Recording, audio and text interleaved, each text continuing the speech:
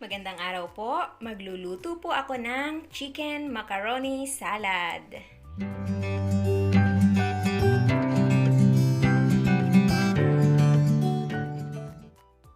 Ang recipe pong ito ay napakasarap at napakadaling gawin na pwedeng panghanda sa mga okasyon at pwede rin naman pong pangmeryenda ng pamilya. Tara po, samahan niyo ako. Ang ating pong mga kakailanganing ingredients ay 400 grams ng pastang maliliit na niluto ko na po as per package instruction prior to this video. 400 grams chicken breast na pinakuluan ko sa tubig na may asin, dahon ng laurel at paminta. 1 cup of sweet and sour gherkins or baby cucumber na hiniwa ko rin ng maliliit or tinadtad. 1 cup carrots na hiniwa ko rin ng maliliit. 1 cup pineapple chunks. 1 cup diced onion. 1 cup raisins.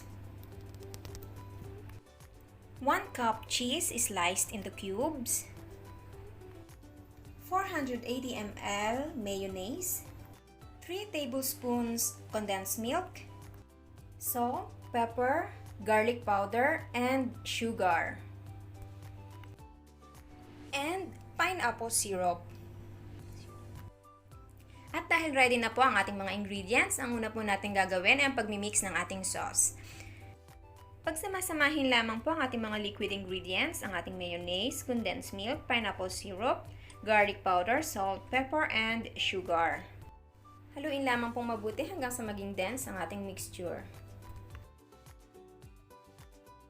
Sa isang malaking bowl naman po, imimix natin ang ating mga solid ingredients, ang pasta, diced carrots, diced onion, diced gherkins, pineapple chunks, cheese, chicken, and raisins.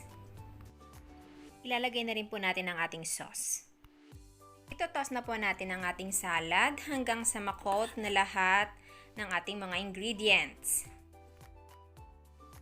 Haluin lamang pong mabuti upang ma-mix ng maayos ang ating ingredients. At pwede po natin siyang tikman para malaman natin kung may kulang bang ingredients. Once na ma-toss na po natin siyang mabuti, pwede na po natin siyang i-chill sa ating ref ng mga 1 oras bago natin i-serve kasi mas masarap po na chilled na siya bago natin kainin. Maraming salamat po sa inyong panonood at sa mga hindi pa nakasubscribe, please subscribe to this channel and click the notification bell button. Hanggang sa muli!